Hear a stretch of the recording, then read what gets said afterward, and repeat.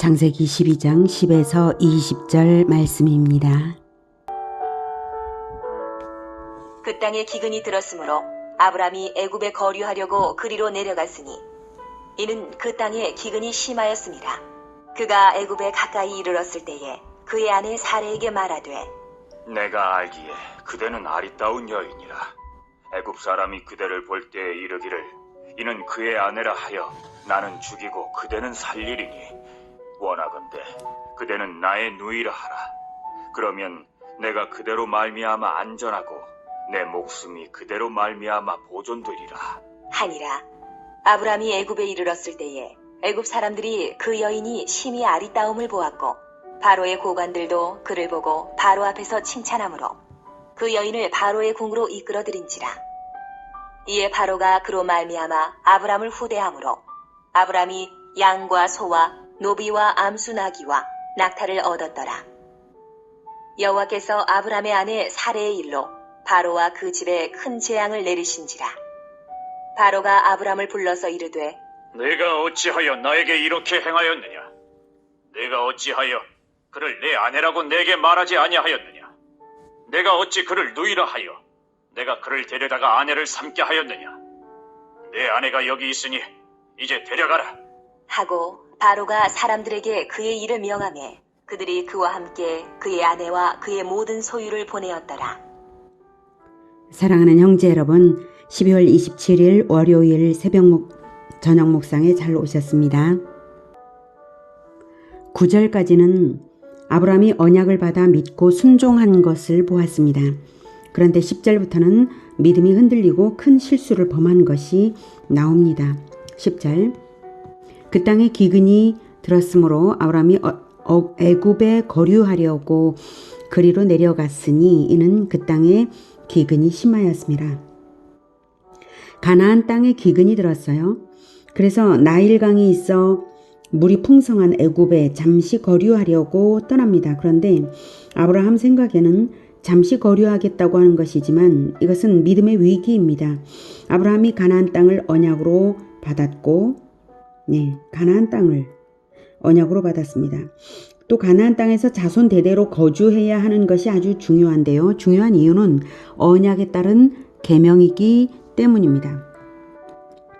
하나님은 가나안 땅을 주시겠다고 약속하시면서 조건으로 명하신 것이 그 땅에 거주하라는 것 외에 더 없거든요.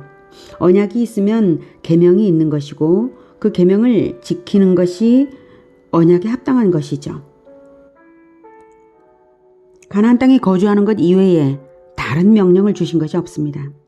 그것을 행해야 합니다. 그런데 기근이 들었다 하여서 쉽게 이주해 버린다면 잠시 거류하겠다는 생각도 변질될 위험이 있는 것이죠. 그리고 아브라함은 믿음이 흔들리고 있었던 것이 사실이에요. 처세 수를 하나님보다 더 의지하고 있었거든요.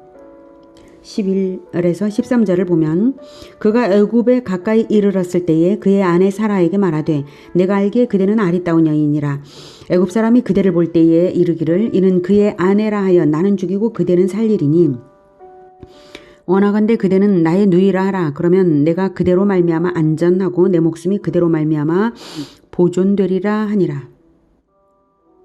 아브라함이 애굽으로 가긴 가면서도 매우 두려워하는 것은 애굽이 워낙 성적 타락과 폭력이 일반화된 사회여서 미모의 아내를 빼앗으려는 사람들이 아브라함을 해칠 수 있다는 것이에요. 애굽은 함의 후손들의 땅입니다. 전반적으로 함의 후손들이 셈의 후손들에 비해 폭력적이고 타락했죠. 그것은 가나안도 마찬가지였습니다. 훗날 가나안의 소돔과 고모라가 타락상으로 인하여 심판을 당한 것을 보면 알 수 있죠. 이러한 그들의 타락상을 보여주면서도 한편 아브라함의 믿음이 연약했음을 보여주죠.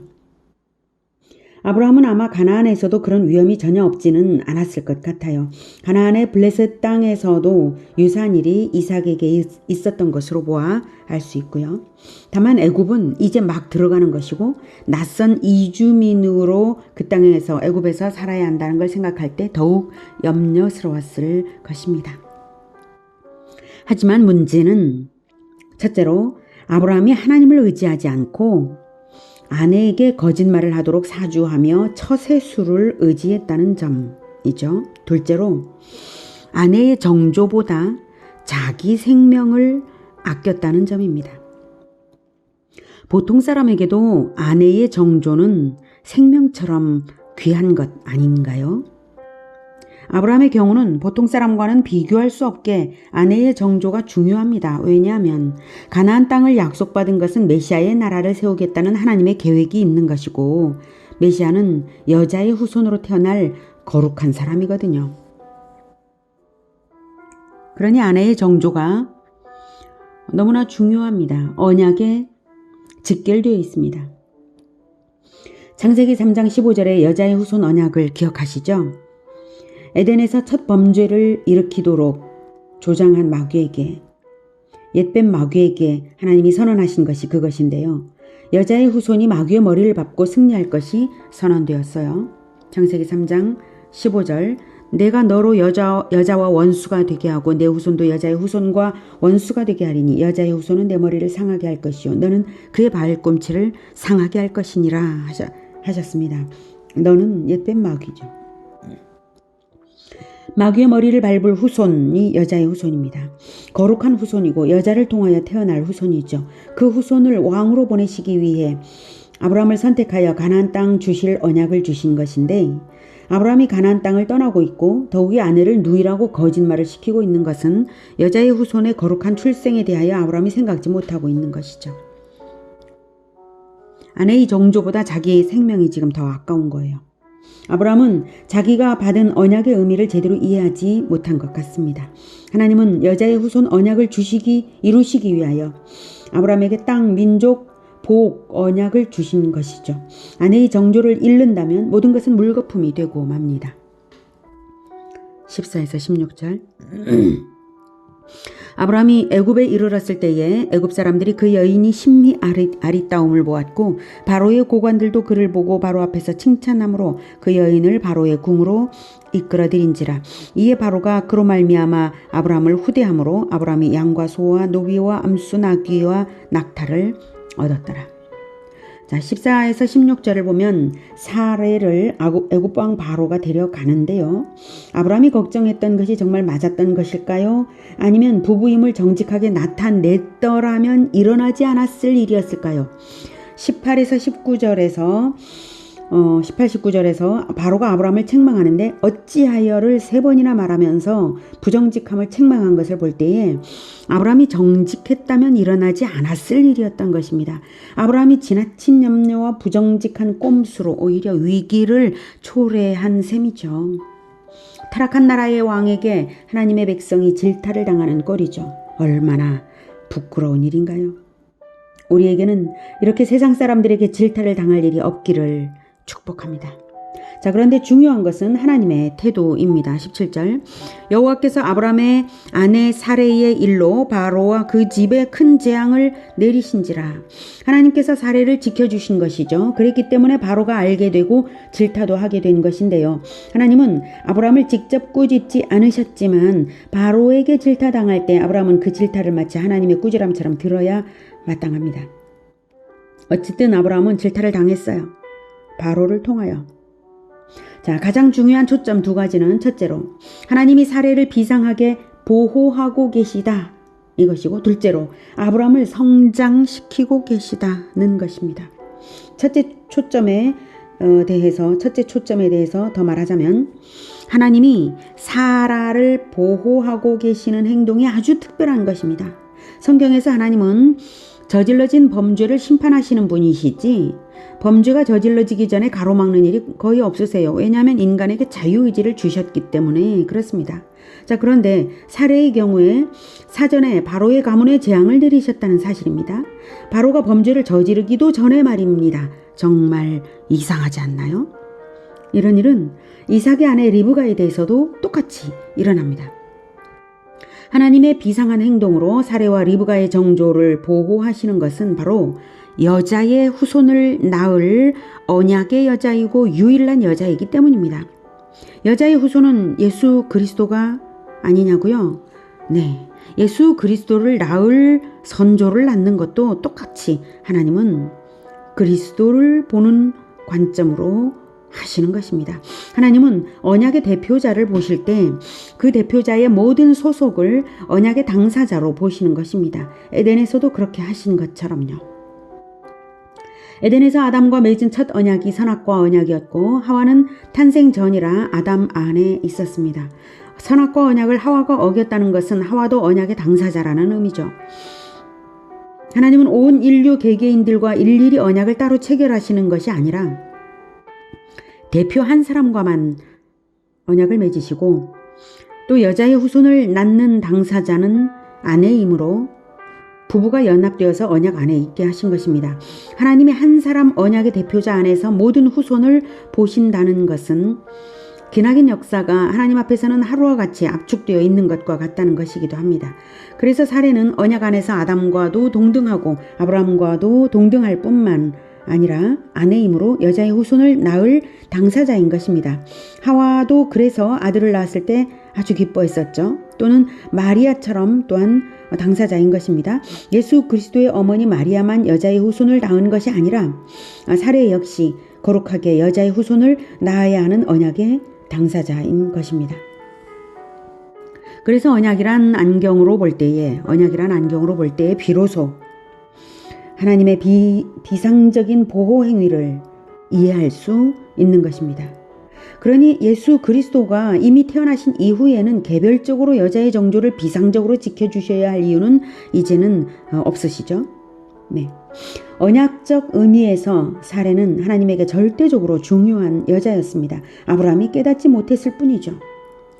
자, 둘째 초점은 그런 아브라함을 하나님께서 성장시키고 계시다는 것입니다. 아브라함은 어리석어서 언약의 의미를 잘 몰랐고 믿음이 연약했었던 것이지 고의적으로 언약을 어기려고 한 것은 아니므로 하나님께서 오랜 세월 동안 아브라함과 사귀시면서 믿음을 키우실 작정이신 것입니다. 그래서 탓하지 않으시고 두신 것 같아요. 만약 그러실 생각이 아니셨다면 처음부터 이렇게 어리석고 연약한 자를 선택하실 일이 아니죠. 처음부터 좀 나은 사람을 택하는 게 낫죠. 이렇게 연약한 자를 선택하신 것은 성장시키기 위하여서, 교제하면서 성장시키기 위하여서 그랬습니다. 하지만 하나님은 지극히 평범한 아브라함을 선택하셨습니다. 저는 확신합니다. 아브라함은 우리 평범한 사람들과 똑같았을 것이 틀림없습니다. 하나님은 그래서 우리도 너무나 연약함에도 불구하고 우리를 성장시키고 계십니다.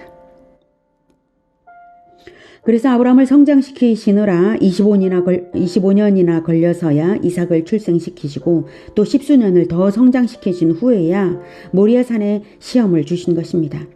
40년 이상을 하나님과 사귀면서 아브라함은 믿음의 조상으로 성장했던 것입니다. 그러고 보니 어떻습니까? 우리도 희망이 있지 않습니까?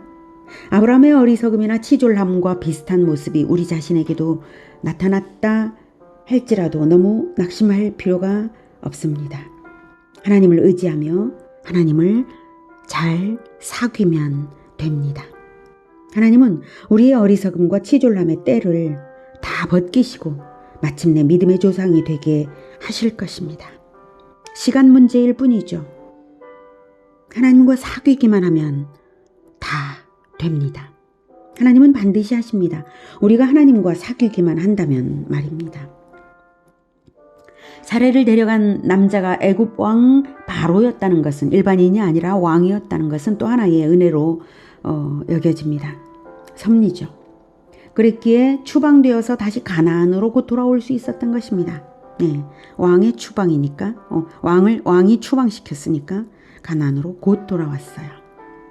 오늘은 성경의 모든 언약 안에서 하나님이 우리를 동등한 당사자로 보아주시는 것과 또한 우리를 사귀시면서 믿음의 조상으로 성장시키시는 하나님을 만났습니다. 언약의 당사자 여러분, 믿음의 조상으로 성장하시는 나날 되시기를 축복합니다. 기도하겠습니다. 하나님께서 참으로 연약한 아브라함을 선택하여서 믿음의 조상으로 성장시켜 주시는 것을 보면 우리처럼 연약한 자들을 선택하시고 예수 그리스도를 믿게 하시고 또한 복음화 제자와의 사명을 주시는 것, 이것이 너무나 큰 은혜라는 것을, 아브라함에게 주신 은혜와 같이 큰 은혜라는 것을 다시 한번 느끼게 됩니다. 하나님, 우리가 하나님과의 사귐을 계속해서 가지며 하나님을 굳건하게 의지하며 처세술로 행동하지 않고 처세술을 믿지 않고 오직 하나님을 의지하여 평안하게 더욱 하나님과 밀착 동행할 수 있도록 주님 도와주시옵소서. 그래서 참으로 복음화 제자와로서 믿음의 조상들이 다 되도록 주님 도와주시옵소서. 예수님의 이름으로 기도드립니다. 아멘. 이어지는 시간은 개인 기도 시간입니다.